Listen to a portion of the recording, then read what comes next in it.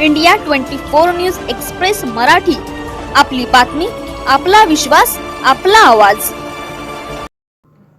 मोतीबिंदू पासून 97% SSC topper Sayali Jadhav ठाण्याची प्रेरणा। ठाण्यातील सायली उज्ज्वला विष्णू जाधव ही आमच्या आजच्या मुख्य बातमीची नायिका। लोअर मिडल क्लास कुटुंबातील या धाकड मुलीने आर्थिक अडचणी, आईची आजारी प्रकृती आणि डोळ्यांच्या मोतीबिंदूच्या समस्येवर मात करून एसएससी मध्ये 97% गुण मिळवले आहेत।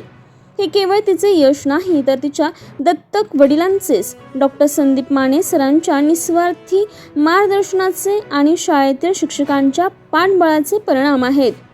सायलीचा जन्म ठाणे येथे झाला असून सध्या ती मुलुंड चेकनाका पडवळनगर येथे राहते।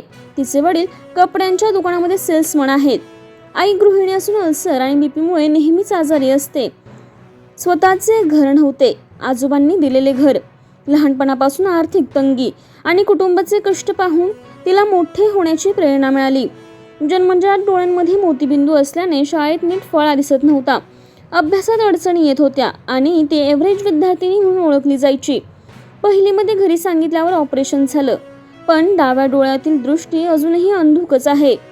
तरीही तिने कमजोरीही बनू दिली नाही, कमतरतेला ताकद बनवून संघर्षातून यश मिळवलं। सेकंडरी सेक्शनमध्ये सायलीने डिसिप्लिन, कन्सिस्टन्सी आणि फोकस आणला।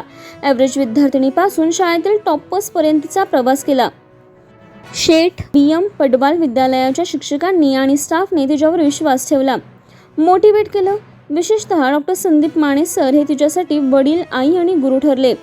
त्यांनी नोट्स, शैक्षणिक साहित्य दिले, तसेच घरी येऊन मार्गदर्शन केले।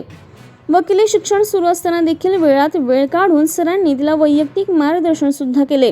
अडचणीच्या वेळी कुटुंबाचा आधार बनून गेली। अनेक वर्ष स्वतःच्या मुलीप्रमाणे सर काळजी घेतात। तिच्या क्लासची फी देखील स्वतः भरतात। अनेक गरीब आणि गरजू विद्यार्थ्यांसाठी ते ज्ञानसागरातील दीपस्तंभ बनून निस्वार्थी सेवा बजावतात। सातत्य, चिकाटी आणि संघर्षाचे गुण त्यांच्याकडून शिकले।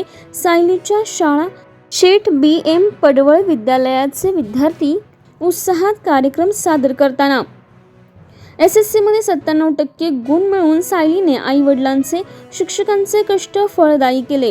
भविष्यात फायनान्स क्षेत्रामध्ये करिअर, CMA करण्याचा विचार।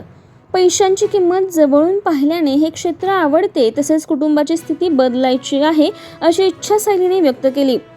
सायलीने डॉक्टर माने सरांसाठी शेकडो पोरांचा बाप माणूस ही हृदयस्पर्शी कविता लिहिली। गरीब मुलांना मायबाप गुरु बनून साथ देणारे सर, स्वप्ने साकार करणारे, पाखरांना उडणारे पंख देणारे। अनेक पाखरे अजूनही साथ मागत आहेत, त्यांना शिक्षणाच्या पंखांनी उंच भरारी घेता येईल अशी प्रार्थना देखील या कवितेमधून सादर करण्यात आली।